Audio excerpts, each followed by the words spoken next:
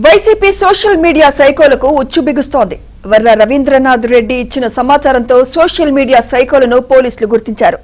సజ్జల భార్గవరెడ్డితో పాటు అర్జున్ రెడ్డి ఇతర కీలక నేతలపై లుకౌట్ సర్క్యులర్ జారీ చేశారు.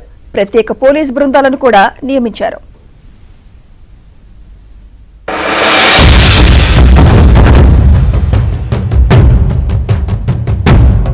సోషల్ మీడియాలో రెచ్చిపోవడమే కాకుండా చివరకు వైఎస్ రాజశేఖర రెడ్డి సతీమణి విజయలక్ష్మి, కుమార్తె షర్మిలారెడ్డి, వైఎస్ వివేకానందరెడ్డి కుమార్తె సునీతపై కూడా అసభ్యంగా పోస్టులు పెట్టిన వైసీపీ కార్యకర్తల చరిత్రను పోలీసులు బయటికి లాగారు.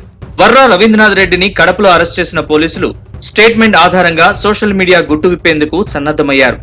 వైసీపీ సోషల్ మీడియా వింగ్ లో కీలకంగా వ్యవహరించిన సజ్జల భార్గవరెడ్డిని అదుపులోకి తీసుకోవాలని పోలీసులు నిర్ణయించారు. సజ్జల భార్గవరెడ్డి ఆయన అనుచరులు హైదరాబాద్ లోని మణికొండ ప్రాంతంలో సంచరిస్తున్నట్టు పోలీసులు గుర్తించారు. అంతకుముందు భార్గవరెడ్డిపై ఏపీలోని వివిధ ప్రాంతాల్లో కేసులు నమోదు కావడంతో పోలీసులు లుకౌట్ నోటీస్ జారీ చేశారు. భార్గవరెడ్డితో పాటు Arjun Reddy YCP social media content తయారీ, కంటెంట్ ను సోషల్ మీడియా బ్యాచ్ కి పంపే కీలక వ్యక్తుల్ని పోలీసులు గుర్తించారు. వీరందరిపై పలు ప్రాంతాల్లో కేసులు నమోదయ్యాయి. దీంతో పోలీసులు వీరి కోసం గాలింపు చర్యలు చేపట్టారు.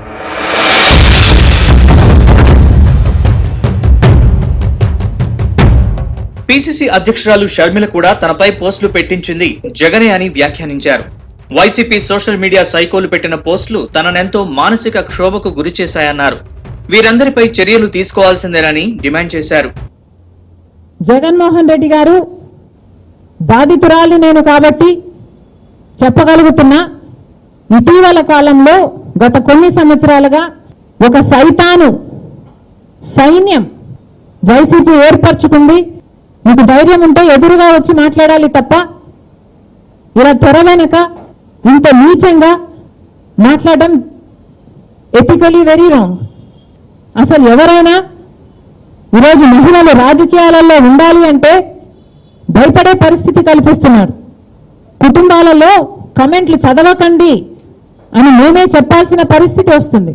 వైసీపీ సోషల్ మీడియా ప్రధాన కేంద్రం తాడేపల్లిలో ఉందని పోలీసులు గుర్తించారు. వీరికి అనుబంధంగా జిల్లాల కన్వీనర్లు, కంటెంట్ తయారీ కోసం ఐపాక్ బృందాలతో పాటు యానిమేషన్, ఇతర విభాగాలు కూడా ఎక్కడ ఉన్నాయో పోలీస్ యంత్రాంగం ఇప్పటికే గుర్తించింది. వీటికి ఎవరు సారథ్యం వహించారు, ఎవరెవరు ఈ పోస్టులను షేర్ చేశారనే అంశంపై కూడా ప్రస్తుతం పోలీసులు కూపీలాగుతున్నారు. బాధ్యులైన వారిని అదుపులోకి తీసుకునేందుకు పోలీస్ యంత్రాంగం సన్నద్ధమైంది. ఇందులో ప్రధానంగా భార్గవరెడ్డి కింద పనిచేసే బృందాన్ని అదుపులోకి తీసుకుంటే మొత్తం చైన్ లింక్ తెలుస్తుందని భావిస్తున్నారు. ఇందుకోసం పోలీస్ యంత్రాంగంలోని సైబర్ క్రైమ్ నిపుణులు, ఐటీకి చెందిన వారిని కూడా పోలీస్ యంత్రాంగం పిలిపించింది. వైసీపీకి సాంకేతికంగా సహకారం అందించిన వారందరినీ భార్గవరెడ్డి ఎదుట కూర్చోబెట్టి ఇంటరాగేట్ చేయాలని కూడా భావిస్తున్నారు.